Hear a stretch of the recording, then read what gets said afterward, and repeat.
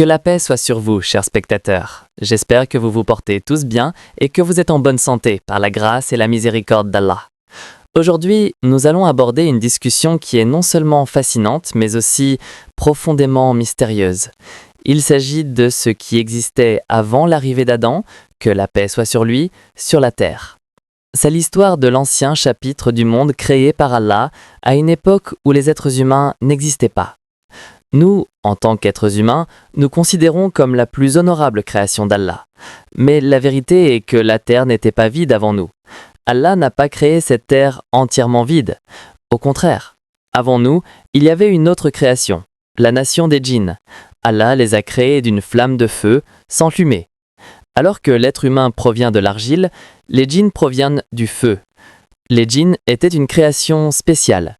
Ils possédaient également le libre arbitre. Ils pouvaient adorer et aussi désobéir. Tout comme nous, ils ont été créés pour être mis à l'épreuve. Les anciennes histoires nous racontent que les djinns ont habité la terre pendant de nombreux millénaires. Au début, ils adoraient Allah et obéissaient à ses commandements. Mais avec le temps, ils sont devenus progressivement désobéissants. Ils ont répandu la corruption dans le monde, ont commencé des guerres entre eux et se sont entretués. Dans un tel état, la terre s'est remplie d'effusions de sang et de chaos. C'est alors qu'Allah envoya les anges pour les châtier. Les anges sont venus, ont combattu la nation des djinns et les ont soumis. Beaucoup ont été tués, tandis qu'un groupe s'est enfui vers des régions éloignées, des îles en mer ou des lieux déserts. Cela explique pourquoi les anges ont dit à Allah « Vas-tu y désigner un qui sèmera la corruption et y répandra le sang ?» Ils étaient arrivés à cette conclusion à partir de l'histoire des djinns, mais Allah répondit « Je sais ce que vous ne savez pas ». Cela signifiait que derrière la création de l'homme se cachait un mystère que les anges ne pouvaient pas comprendre. L'homme serait une création qui posséderait la connaissance, l'intellect et la capacité d'être un représentant, khalife. Chers spectateurs, c'est ainsi que nous savons qu'avant l'arrivée d'Adam, que la paix soit sur lui, sur la terre, existait la nation des djinns qui était devenue désobéissante. Après cela, Allah annonça l'envoi d'un nouveau représentant sur la terre. Allah le Très-Haut dit aux anges « Me vais tenir sur la terre un khalife ». Cette annonce fut un moment unique dans l'histoire de l'univers. Les anges demandèrent alors « Vas-tu y désigner un qui sèmera la corruption et y répandra le sang, tandis que nous célébrons tes louanges et proclamons ta sainteté ?» La question des anges était en réalité une interrogation et non une objection, car ils connaissaient déjà l'histoire des djinns. Ils pensaient que l'homme pourrait aussi devenir désobéissant et remplir la terre de sang. Allah répondit alors, il dit « En vérité, je sais ce que vous ne savez pas ». Dans cette réponse se cache un profond mystère. Le but de la création de l'homme était au-delà de la connaissance limitée des anges. L'homme serait savant, créatif et un représentant d'Allah.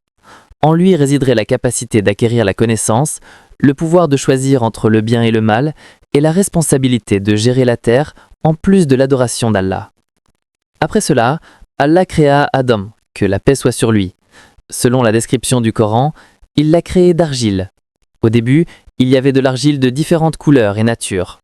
Certains disent qu'il a rassemblé différents types de terre, blanche, noire, rouge, jaune, symbolisant les différentes races et natures de l'humanité. De cette argile, Allah a façonné une forme. Après que le corps d'Adam fut créé, cette forme resta ainsi pendant de nombreuses années. Les djinns et les démons regardaient avec étonnement ce corps. Surtout Iblis, qui était à l'époque extrêmement actif dans l'adoration, venait frapper doucement le corps, essayant de comprendre ce que serait cette nouvelle création. L'orgueil naquit dans son cœur. Quand Allah a insufflé l'esprit dans le corps d'Adam, que la paix soit sur lui, il prit la vie. Il ouvrit les yeux, regarda autour de lui et commença à bouger. Allah l'instruisait directement. La chose la plus étonnante fut qu'Allah enseigna à Adam les noms de toutes les choses.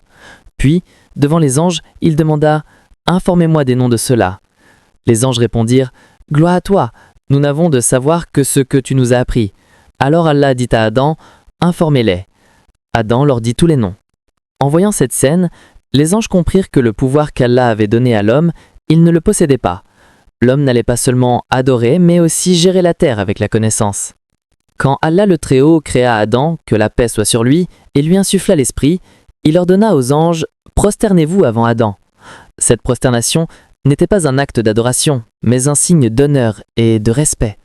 C'était une épreuve d'Allah pour voir qui était humble devant son commandement et qui était orgueilleux. Tous les anges obéirent à l'ambre d'Allah et se prosternèrent. Ils savaient qu'il n'y avait pas d'autre voie que d'obéir au commandement d'Allah. Mais un seul désobéit. C'était Iblis. Iblis n'était pas vraiment un ange, mais un des djinns. Mais il était si assidu dans son adoration qu'il avait gagné une place parmi les anges. Mais à l'intérieur de lui se cachait l'orgueil. Quand il lui fit ordonner de se prosterner, il dit « Vais-je me prosterner devant celui que tu as créé d'argile ?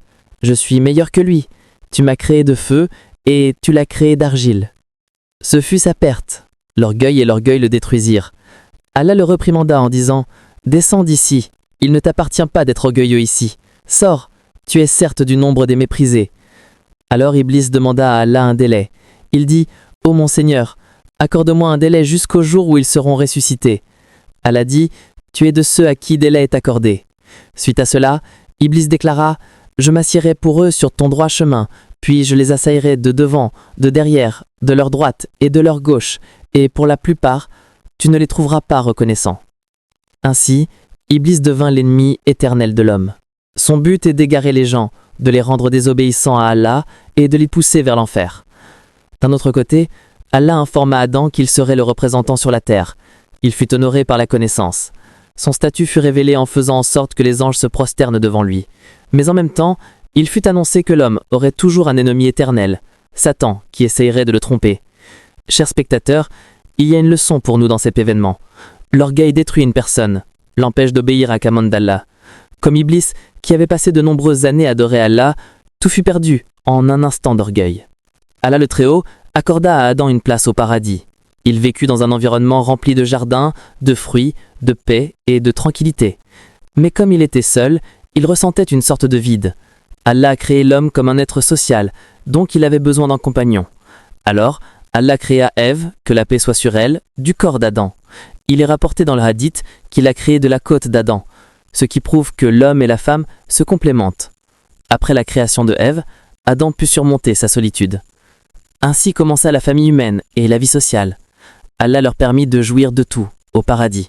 Selon la description du Coran, Allah dit « Ô Adam, habite le paradis, toi et ton épouse, et mangez-en à votre guise. Mais n'approchez pas de cet arbre. » C'était leur première épreuve. Allah voulait enseigner à l'homme dès le début qu'il devait obéir à ses commandements, et s'il désobéissait, il en subirait les conséquences. Mais c'est alors que l'occasion d'Iblis se présenta. Il s'était engagé à égarer l'humanité, donc il s'approcha d'Adam et Ève et leur dit « Pourquoi ne mangez-vous pas de cet arbre ? Si vous le faites, vous deviendrez immortels ou serez habitants permanents du paradis. » Iblis créa le doute dans leur esprit, avec diverses ruses. Il jura en disant « Je suis pour vous un conseiller sincère. » Finalement, Adam et Ève mangèrent de l'arbre. Immédiatement, leurs vêtements disparurent, et ils réalisèrent qu'ils avaient commis une erreur. Ils se repentirent instantanément et prièrent Allah. « Ô notre Seigneur, nous nous sommes fait du tort à nous-mêmes, et si tu ne nous pardonnes pas et ne nous fais pas miséricorde, nous serons très certainement du nombre des perdants. » Allah accepta leur repentir, mais en tant que leçon, et pour qu'ils accomplissent leur devoir de califat sur la terre, Allah dit « Descendez tous sur la terre. Vous y aurez une demeure et des provisions pour un temps. » Avec la descente d'Adam et Ève sur la terre, commença la véritable histoire de l'humanité. La terre était alors vide. Allah leur enseigna comment vivre, comment cultiver la terre, comment utiliser les vêtements. Il n'a pas seulement fait de l'homme un calife, mais lui a aussi donné la connaissance et la sagesse, afin que la terre puisse être gérée de manière ordonnée. Allah leur accorda des enfants. C'est ainsi que commença l'expansion de la race humaine. L'événement le plus discuté de l'histoire est celui des deux fils d'Adam, Abel et Caïn, Abil et Kabil. Abel était pieux, humble et obéissant à Allah. D'un autre côté, Caïn était arrogant et jaloux. Lorsque l'ordre vint d'offrir un sacrifice à Allah, Abel offrit le meilleur de ses animaux, tandis que Caïn offrit des produits défectueux de sa récolte. Allah accepta le sacrifice d'Abel, mais rejeta celui de Caïn. Cela engendra la jalousie et la colère dans le cœur de Caïn, qui projeta de tuer Abel. C'est ainsi que se produisit le premier meurtre de l'histoire. Selon la description du Coran, Abel dit à Caïn « Si tu étends vers moi ta main pour me tuer, moi je n'étendrai pas vers toi ma main pour te tuer, car je crains Allah, le Seigneur des mondes. » Mais Caïn ne tint pas compte de cette crainte, il tua son frère. C'est ainsi que se produisit la première effusion de sang sur la terre dans l'histoire de l'humanité. Cet événement prouve que si une personne suit les commandements d'Allah, elle est digne du paradis. Mais l'orgueil, la jalousie et la désobéissance l'amènent à la destruction. Adam fut plongé dans un profond chagrin par la perte de son fils. Allah eut pitié de lui et lui donna la responsabilité de la prophétie. Il enseigna à ses enfants l'importance de l'obéissance à Allah. Allah envoya Adam en tant que prophète pour être le premier guide de l'humanité. Il enseigna aux gens comment adorer, comment organiser leur vie selon les commandements d'Allah. Adam vécut sur terre de nombreuses années. Il est rapporté dans le hadith que sa vie a duré 1000 ans. À la fin de sa vie, il a fait ses adieux de ce monde. Les anges apportèrent un linceul du paradis et l'enterrèrent.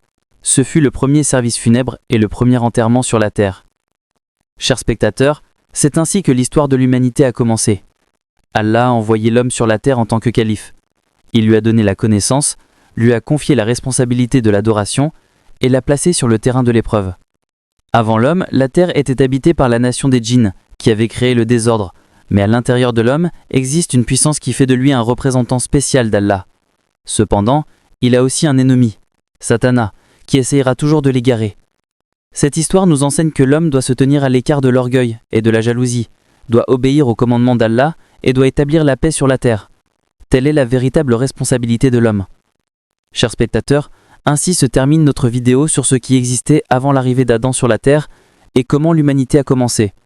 J'espère que vous avez beaucoup appris de cette discussion.